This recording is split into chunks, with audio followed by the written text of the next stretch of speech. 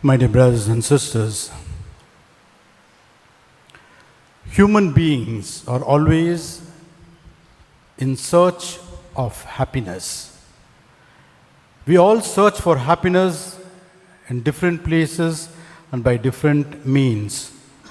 But all of us search for happiness in life. Immanuel Kant was a German philosopher, very renowned philosopher. He died in the year 1804, but a very renowned philosopher.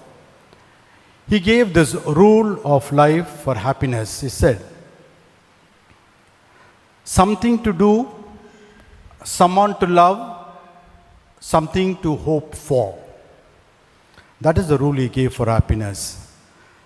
Something to do, someone to love, and something to hope for. In one sentence, he finished giving the rule of life for happiness. Something to do. We have to do something in our lives. God has blessed us with life, with gifts, and therefore we have to reciprocate. We are not called to bury the talents that God has given us. No matter what happens in life, no matter how many failures we meet in life, we are still called to do something good in life. Something good in life. Stephen Grillet was a missionary. He's a French missionary but worked in Canada and in the US. He very beautifully said, I shall pass this world but once. I shall pass this way but once. Let me do whatever good I can now. Let me not defer it or neglect it, for I shall not pass this way again. Beautiful rule for life. I shall pass this way once. Let me do all the good I can now. Not defer it, not postpone it, or not neglect it, for I shall not pass this way again. We may not have another chance to do good to the people that we meet in the way or a journey of life. So the time for us to do good is now. We have to do it now because we may not pass that way again. Something to do in our life. That is the first rule of life. Abraham Lincoln used to say, I would always like to be remembered as a person who plucked a weed and planted a flower instead. That's what he said. All my life, I would like to be remembered as a man who removed a weed and planted a flower instead. I want to be remembered as a man or a woman who has done good things in life. Something to leave behind. A fragrance that will attract and soothe and console somebody else. We are called to do something in life. We have to do something in life. Live a good imprint on the sands of time. We got to do something. In the poem H.W. Longfellow, on the ladder of Augustine, very beautiful poem, the ladder of Augustine, would say, the heights by great men reached and kept. The heights by great men reached and kept were not done by sudden flights. They, while their companions slept, were toiling upward in the night. These are the deeds, good deeds of great men. When the others were sleeping, they, when their companions were asleep, were toiling in the night upwards. So we have got to do something good in life. That is the first principle for happiness in life. Something to do. The second principle that Immanuel Kant gives is somebody to love. Somebody to love. If there is no love in our heart, it will lead us to death. If there is no love in our heart, there is no meaningfulness in life. We need to love somebody, we need to love something. Not only for ourselves, but also for others. So there should be an ingredient of love in our hearts. Love should be there in our heart for somebody, that will give us meaning in life. I would like to recommend a beautiful book that was written in the 20th century. This particular book is considered to be one of the 10 most influential books of the 20th century. Man's Search for Meaning. Man's Search for Meaning, written by Viktor Frankl. He was a Jew who was put in the concentration camp. And in the concentration camp, he was a psychiatrist from Austria. In the concentration camp, he witnessed the death of his father, who died of starvation and also tuberculosis. He witnessed the death of his mother and his brother, who was sent to the gas chambers. He also witnessed the death of his own wife with disease. And when he was in the concentration camp, he escaped. Fortunately, he lived in the concentration camp for 4 years, and he had seen death and misery of life at first hand. So after he came out of the concentration camp, he wrote a very beautiful book, and which he published in 1946, Man's Search for Meaning, wherein he says, many of the people who came to the concentration camp died before they were physically put to death. When they saw the conditions of life over there, misery of life and valueless of life, they said, when they saw those pathetic conditions, many of them died and they lost the will to live. But there were some of them who survived all these tortures and all these miseries in life because they had a meaning in life. They loved somebody beyond the concentration camp. They had somebody for whom they had to live. There was a mother, there was a father, or there was a spouse, or there were children outside the concentration camp, and therefore he had to survive. He had the will to survive. Because of them, he had love in his heart, and that made him to survive the miseries of the concentration camp. That gave him the meaning for his life. Man's search for meaning. We need to have someone to love in our life. That will give us happiness, that will give us meaning in life. I also remember a very famous poem by W.B. Yeats. An Irish airman foresees his death. Very beautiful poem. If you go, it's just about 16 lines. You should read that poem. An Irish airman foresees his death. He's a fighter pilot during the First World War. He was fighting on behalf of Britain, but he was an Irishman.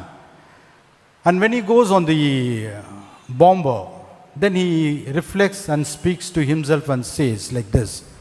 He's not interested in life. He says, I know that I shall meet my fate somewhere among the clouds above. I know that I shall meet my fate somewhere among the clouds above. Then you should see the next 2 lines. Those that I fight, I do not hate them. Those that I fight, I do not hate them. Those that I guard, I do not love them. The reason he says is this. My country is Kiltartan's Cross. That is one place in Ireland. My country is Kiltartan's Cross, and my countrymen Kiltartan's poor. No likely end could bring them any loss. Whether I win in the battle or lose in the battle, it is not going to affect my poor people in my country. And then he also says, or leave them happier than before. So irrespective of what I do, fighting my enemies is not going to bring about any good or loss to my people. And then he will say, I balanced all, brought all to mind. He had been thinking about his life and the efficacy or the effectiveness of his life. He says, I balanced all thoughts and brought to my mind. The years to come seemed a waste of breath. The future, he says, is waste of breath for me. And then he says, a waste of breath the years behind. All have been very useless for me. And then finally he concludes like this. In balance with this life, this death. And then he goes, dies. Because he never had any love in his heart. Love for the people that he was fighting, or for his own people, because his victory is not going to bring anything good for them. And therefore he was a man who had no love in his heart. And death did not make a difference to him. And that's the reason he says, in balance of this life, this death. And he goes and dies. We need to have love in our hearts to survive, to give meaning in our life. When you have love for somebody, we'll have a reason to live. And therefore the second principle of life is this: somebody to love. Somebody to love. And the third he says is, Immanuel Kant would say, is something to hope for. We need to hope, we need to have hope in life, or else it becomes despair. And despair will lead to death and despondency. We need to hope, whatever may be the circumstance in life, whatever we are facing in life, the dark things that we are facing in life will have a dawn in life. The darkness will give way to dawn. Night will break forth into the morning sunlight. That is the hope that we should always nurture in our hearts, not to get bogged down by depression. So these are the three things that he said will give us meaning in life. Something to do, someone to love, something to hope for. My dear brothers and sisters, we need to have love in our hearts. We need to have love in our hearts. Love is such a potent force. It's a very powerful force. Teilhard de Chardin was a Jesuit paleontologist, a scientist, and a priest. He said, after conquering the winds, the waves, and the tides, when man harnesses the energies of love, he would have discovered fire for the second time in history. That is the power of love. After conquering the winds, the waves, and tides, when man harnesses, utilizes the energies of love, he would have discovered fire for the second time in history. That is the power of love. We need to have love in our hearts. Leo Tolstoy is also a great Russian novelist, the greatest Russian novelist. He said, "You are asleep if you do not fall in love. You are asleep until you fall in love," he says. We are sleeping. We have no emotions. We are not productive if you do not fall in love with something. We are called to fall in love with God, with your family members, with your children, with your neighbors. There should be love in our hearts for others. And only then we wake up from our sleep, a deep slumber. There should be love in our hearts. In today's gospel reading, we heard about which is the greatest commandment. And Jesus says, love the Lord your God with all your heart, with all your soul, with all your mind, and your neighbor as yourself. In the Old Testament, there are about 613 commandments, 248 positive commandments, according to the number of those days, according to the number of the bones and the main organs in a human person, 248, and 365 negative commandments, according to the number of the days. So that's the way they divided. So there were in total 613 commandments in the Old Testament. But who can ever remember all these commandments? Who can ever follow all these commandments? And the rabbis, the Jewish teachers themselves said, to keep all these commandments is the work of the angels. Human beings cannot keep all the commandments of the Old Testament. So many and so numerous. Nobody can ever remember. And therefore Moses summarized all these things into 10 commandments. And Prophet Micah, in chapter 6, verses 8, he summarizes all the 613 commandments into 3 commandments. What does the Lord require of you? To do justice, love kindness, and walk humbly with the Lord. 3 commandments. To do justice, to love kindness, and to walk humbly with the Lord. He summarizes into 3 commandments. But still there was a lot of confusion as to which was the most important commandment. Some of the rabbis said the commandments regarding the Sabbath, the day of the Lord, those commandments were the most important, especially the 3 meals the devout Jews indulged in. If you observe those 3 meals, then you observe all the commandments of the Old Testament, they said. And therefore the sabbatical laws were the most important commandments, they said.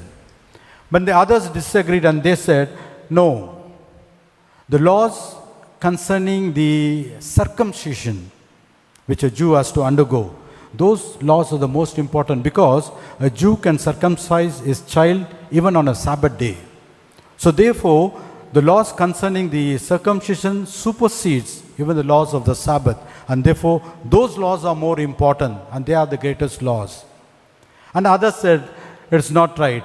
They said the laws concerning the phylacteries, they are the most important. Phylacteries were kind of amulets in which on a leather piece, the commandment of God, hear, O Israel, you shall love the Lord your God with all your heart, with all your mind, with all your strength, were written down on the leather piece, folded and put in an amulet, and they should tie on the forehead and on the left arm. Those are called as phylacteries. Whenever they prayed, they tied those things. They said, phylacteries, these laws are the most important, not the other laws. A man who fulfills the laws concerning the phylacteries fulfills all the laws of the Old Testament. And others came and said, even that is not necessary. The laws concerning the fringes, the prayer shawls had the fringes, 4 fringes they had. So those are the laws. A man who while praying wears those fringes fulfills all the laws. So there was a lot real at the time of Christ as to what were the laws which were most important. And therefore in today's gospel reading, we find a lawyer, a learned man, comes and asks Jesus, which is the greatest of the commandment? And Jesus says the famous Shema. Hear, O Israel, the Lord thy God is one. And you shall love the Lord your God with all your heart, with all your mind, with all your strength, with all your power. Every Jew had to know this Shema by heart. And every day he recited twice the Shema. To love the Lord your God with all your mind, all your soul and all your strength. That is called as Shema. That was the most important command for any Jew, and that's what Jesus cites. The mind is a place of intellect, reasoning, ideas, conviction. And therefore, we have to love the Lord our God with all these intellectual powers. And also the second, Jesus said, you shall love the Lord your God with all your soul. Soul gives life to the body. And therefore, a man or a woman must love God above his life. And then Jesus said, you shall love the Lord your God with all your heart, the seat of emotion. The spiritual aspect of a man or a woman is the heart. And therefore, you are called to love the Lord your God with all your heart, with all your soul, with all your mind. And that's what Jesus said. God must be given a place far above any other thing, any other person. There should be no competition to God. He should be loved from a complete perspective of a man, from his heart, from his intellect, from his soul. That's the kind of a love that we are called to have. Thomas Aquinas was a very great saint. Very great saint. He died in the year on 7th of March, 1274. Very renowned scholar, but he died at the age of 49. Known for his intellect, known for his holiness also. One day when he was praying, he was around 49 years old, he was praying in the chapel. Then the sacristan wanted to see as to how he was praying in the chapel. So there was a keyhole, so he went to the keyhole and was looking at Thomas Aquinas praying in the chapel before a crucifix. And then Thomas Aquinas was levitated, was lifted up above the ground. And then the sacristan heard the words of Jesus from the cross. Thomas, Thomas, You have written so well of me. What recompense do you want to have? Jesus spoke from the cross. Thomas, Thomas, you have written well of me. Thomas has written a lot of books. Thomas, Thomas, you have written so well of me. What recompense do you like to have? And Thomas Aquinas could have asked for the Pope's cap, but he didn't ask for that. He could have asked for the cardinal's hat. Make me a cardinal, he could have said. If we were there, we would have asked for those things, but he never asked.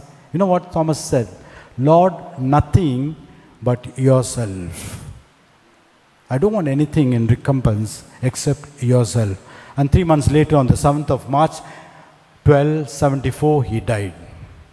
That was a man who loved God with all his heart, with all his soul, with all his mind. That's the kind of a love that God wants to have in our hearts. To love Him beyond all other things. To love Him unconditionally. That is love of God, what the Bible teaches, what Jesus recommends. The second one is to love our neighbor as ourselves. To love our neighbor as ourselves. That is a corollary. It follows the first commandment. We cannot love God without loving our neighbor. Both are joined together. But for the Jews, there was a little difference. For the Jews, the neighbor was always their fellow Jew, not a Gentile. He was called to love a Jew, but he was allowed to hate his enemies, the Gentiles. But Jesus corrected that. The parable of the Good Samaritan. Your neighbor is the one who is in need. Be he of your community, of your color, of your country, doesn't matter. But if a neighbor, a human being is in need, he becomes a neighbor, and therefore you are called to love. That's the difference that Jesus brought in. Therefore, my dear brothers and sisters, as we participate in this Eucharist, let us ask the Lord to help us and give us the strength to love Him and to love our neighbor also. When I was in the Patrick's church long back, in the refectory we had a beautiful plaque over there with a few wordings. 3 lines were there. Very beautiful wordings. It went like this. I sought the Lord, but I could not find Him. I sought my soul, but I could not find it. I sought my neighbor, and I found all the 3. Therefore, my dear brothers and sisters, let us love the Lord with all our heart, with all our soul, with all our mind, and our neighbor as ourselves, and remain blessed by God. Amen.